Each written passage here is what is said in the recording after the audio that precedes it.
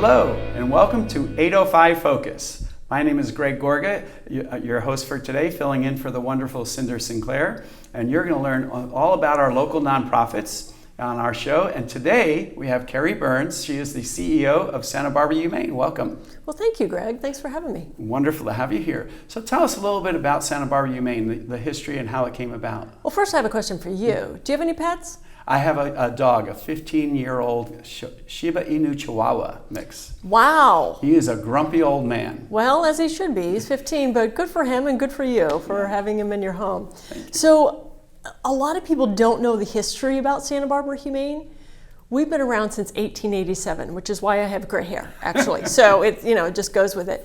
We're one of the oldest nonprofits for animal welfare in the United States. Wow. So if you think about history of animals and you think back, I mean, we've come a long way. Animals used to be out in the fields running around, and then animals started to come into the yards.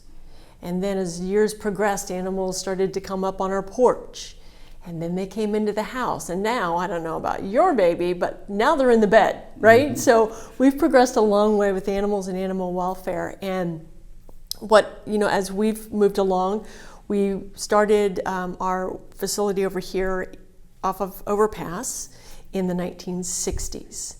So we were a group of volunteers originally started, but in 1960 we have our home off of Overpass Road, and it's old, it's run down, but it's a great facility for everything.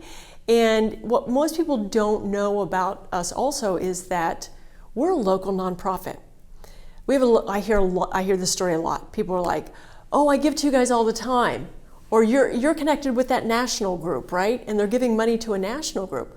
Well, every time, I'll just say, a certain person sings and you see these sad, dogs in kennels and stuff, that money that goes to the national groups does not reach it doesn't reach us, and it doesn't reach any animal welfare group. They're all independent.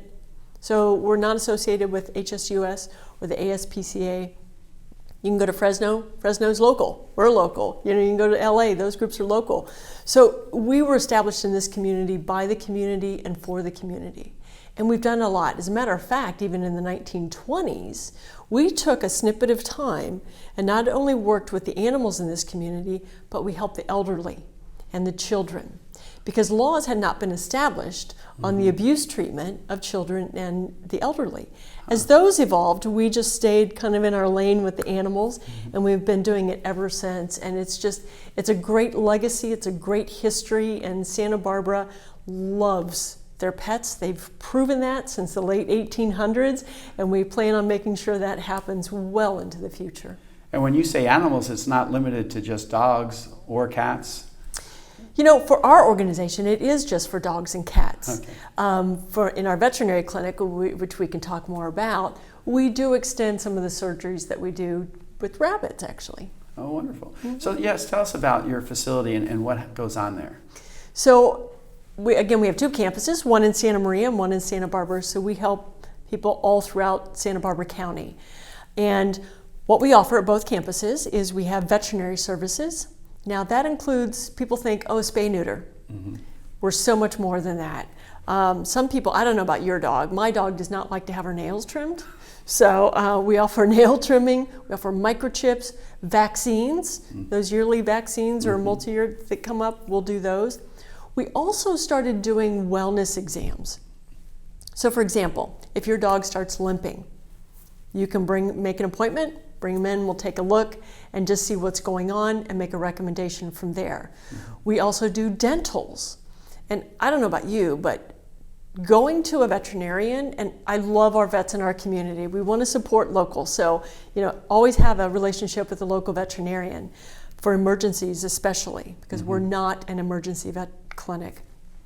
But when you go see a vet, you spend a lot of money. Mm-hmm. I mean, it's not cheap.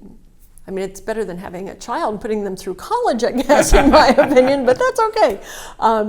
So we have really affordable costs with what we do. And the great thing is, when you come in and you get services from us, you're also helping the other dogs and cats that are in the shelter. So it's really a win-win and a way to give back with our veterinary clinic. So anybody is welcome to go take their dog or cat to your veterinarian clinic. They are. And one question we do get also is, are all your vets volunteers? And the answer is no. We actually have 9 veterinarians on staff. Wow. Which is amazing, because currently, if you don't know, there's a vet shortage in the United States. We actually train vet students while they're in college. And then just recently, we've had several vet students say, when I'm done, I want to come work for you because of our mission and because of what we do and what we can offer the community. Well, that's a glowing testament right there to hear is. that from them. It is. Well, wonderful. Yeah. And then other services at your facility? Well, I think everyone knows us as the adoption place, right? That's what they think of. And yes, we do adoptions. We have wonderful cats and dogs available for adoption. And a lot of the animals that we get are owner surrenders. For whatever reason, a lot of people are like, oh, that's terrible. I could never turn in my pet. But you're not in their shoes.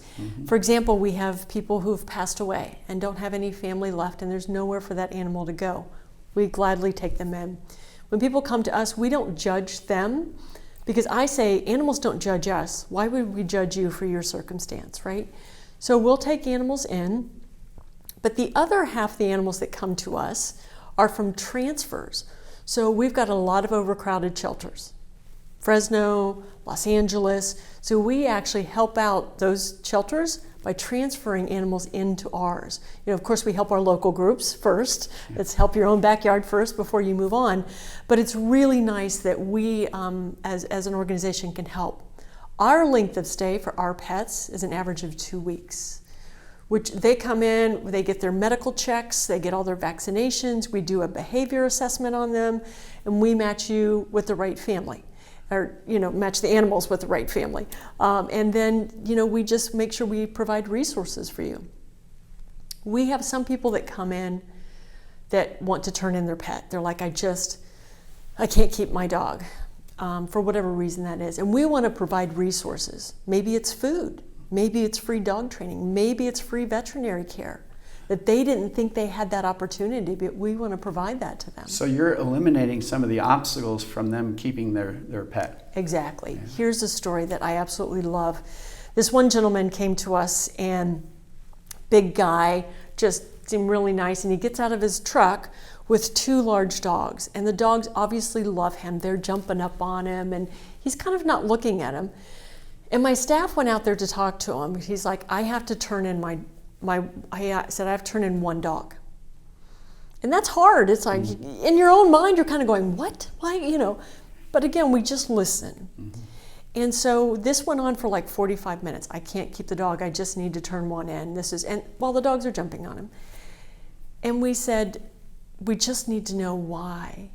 Why? And as humans, we have a hard time admitting things, especially when we feel like we're, just not doing what we should be doing. The bottom line was he finally, after about 45 minutes, just said, I can't afford food for 2 dogs. And we said, we've got you covered. We loaded him up with food. We said, you come back anytime you need more. And to watch those dogs still jumping on him and him crying with happy tears and all of them getting in the car and driving away, that's what we do. Yeah. That's what we do to help. So we want to be that resource for people.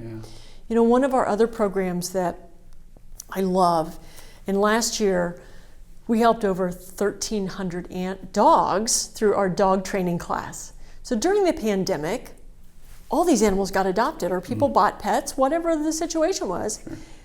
People didn't socialize. So pets didn't socialize. So then all these behaviors started. So we're like, okay, let's set up dog training classes. It's all humane. There's no negative. It's all positive reward. So there's no negative, training at all with what we do. And we have everything from reactive rover, shy dog class. We have puppy classes. We have basic, manners. So whatever suits the needs of the animal is what we want to provide. And it's fun, especially watching the puppy classes. But we have behaviorists and trainers on staff. So people can even call and say, my dog's doing this, and we can recommend a class, or we can do one-on-one consultation with you. I think had we not done that, probably about 50% of those animals coming through those classes last year would have been turned into the shelter. Yeah. So we're providing an outlet for people. That's wonderful to adapt to that need and cover it. You might want to expand into people because there's some people training. Well, we've thought about that, but we say really that the training goes from both ends of the leash, right? Because Exactly. we're really training the humans, but we don't tell them that. So don't let that word get out. So have you seen more people giving back their pets? That I imagine because so many people did take in pets during COVID.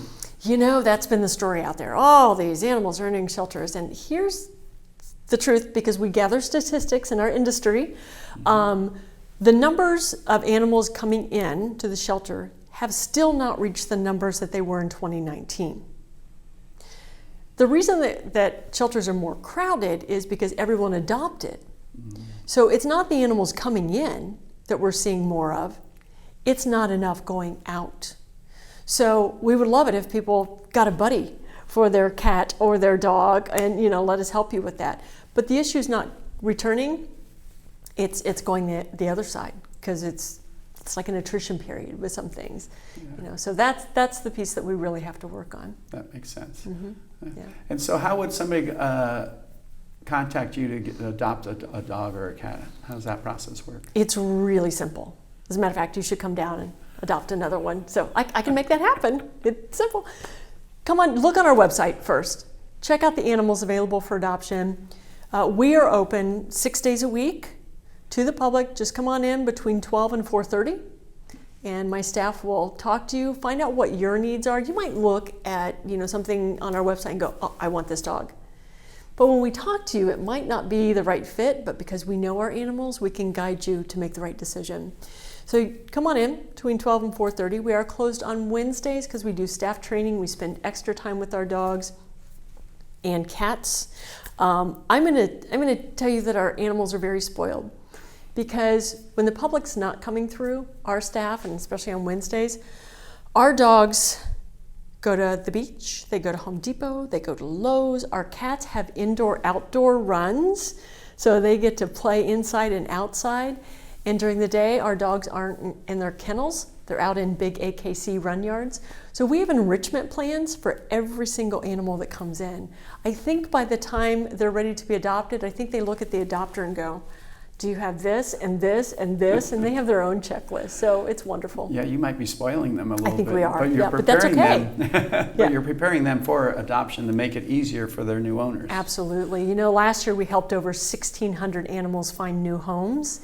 And this year we're on track to do close to 2,000. So, and our veterinary care last year, because people needed, again, the help with their animals, we helped over performed 46,646, I think, services to animals last year. Incredible. That's a lot. That's a lot. That means our community trusts us and they're coming to us, and it's our staff. Wonder how many staff do you have? We have actually 68 staff right now. Wow, between the two facilities. Between the two facilities, yes. Oh my gosh, yes. that's wonderful. And of course, I can't leave out our wonderful volunteers. As most all nonprofits know, they're part of your heartbeat with what we do. We reinvigorated, is the word I'll use, our volunteer program in February. We hired a great volunteer manager, and because during COVID we shut down, because I needed to keep staff healthy, and I just didn't want possible spread of stuff. So anyways, we started in February with a new program. Since February, we have over 140 active volunteers. And what type of things would a volunteer do for you? Well, the question is, what do you want to do, right? I mean, most people say, I want to play with puppies and kittens, but you can be a dog walker. You can just help us to enrich the animals by, playing with the puppies. You can work with cats, you can work with the kittens, you can help in all of our outreach events, you can help in the clinic. There's a lot of different things that people can do. Oh, nice. And what kind of outreach events do you do? So in the community, Santa Barbara County is great with events everywhere. Like Day in the Park in Santa Maria happens every year, and so we go and provide vaccines, free vaccines and microchips up there. Any of the events that we have in Santa Barbara, we work a lot with and we love it when local companies call us and say, hey, we're going to do we're going to name a beer after one of your dogs, so come on out and drink beer, and we'll go out there and take some animals for adoption. We just had our first ever gala in 136 years, believe it or not. And so each year we're going to be holding a gala because it was such a success. And there's just different events that we attend. Pride, we go to Pride every year. Domestic Violence Solutions, we're partners with them. So there's a lot of different things that we do in the community. And you take some of the animals out there at these events? We do, where we can, absolutely. Are you kidding? Everyone looks at the animals. Nobody cares what we say or what we look like, right? They go, oh, that's so cute.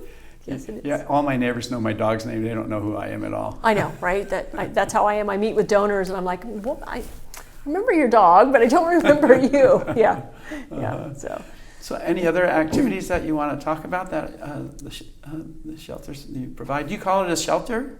I call it a campus. A campus? We do more than just sheltering. Yeah. So I love the word campus because it's a place where people can come learn. They need to learn about the human-animal bond and what that means. We have a lot of people that come in that are first-time adopters, and we want to talk about that. We have people that want to come in and they think about, once we talk to them about adopting, and they're like, I'm not sure I can do that right now. And so then we can talk to them about fostering, right? Because some of the animals need to be fostered. Now, it's not that all animals need to be fostered because they're usually adopted in 2 weeks. But some of the animals need a little bit of care and recovery, maybe after surgery, or maybe they're just really shy and they need time out of the shelter, and you can just take them home and be an amazing foster parent. Now, most foster parents are like, oh, I know I'd be a failure and I'd adopt them. That's okay. We'll take that, So if you're interested in that, anyone that's interested in fostering can also contact us. And you can train them how to do that fostering? We give them all the supplies they need, and we train them, yes, and we make sure our veterinary, if it's medical, of course, we help with all of that. So yeah, we want to make it a success all the way around. I think one thing that people don't know about us too is, as we all know, we had the fires and the debris flow.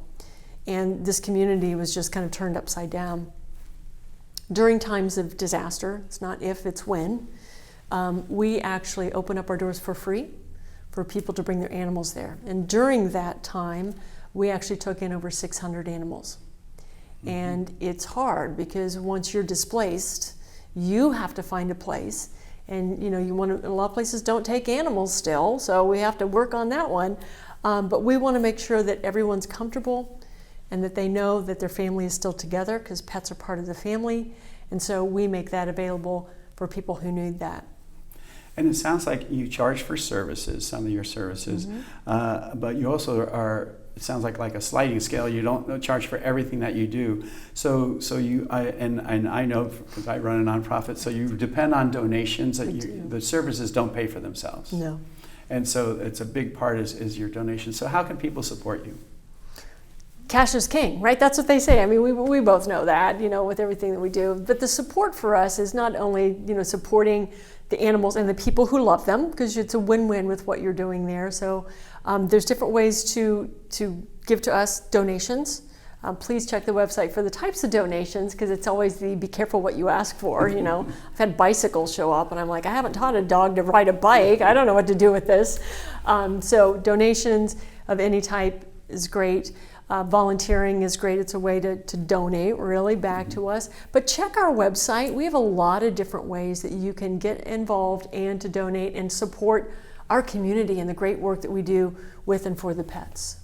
And we all love our pets. We do. And we have so many of them. We do. Yeah. People ask me, how many pets do you have? And I say, well, what's today? I've got probably about 200 right now, On the campus? Yes. And do you have pets of your own? I do. I have one perfect dog. So, yeah, I made my list, and I'm like, this is the dog that I want, and I was patient and waited, and she's in my life. What type of dog is the perfect dog? Because I love my dog, but I wouldn't say perfect. Mine is perfect because she loves everybody. She loves every dog. We can foster. I take her out to senior living facilities. She goes to schools. She doesn't bark. She's an amazing, amazing being, and I just love her. Nice. How old? She's about 12 now. Oh, okay. Yeah. So I might have to adopt soon. Yeah. Well, you know where to go. I do. Santa right? Barbara Humane. Exactly. I think it's a great place to go do that. Well, thank you, Kerri, for joining us. Thank you, Greg. Thank you. Wonderful. And thank you for joining us, and we'll see you next time on 805 Focus.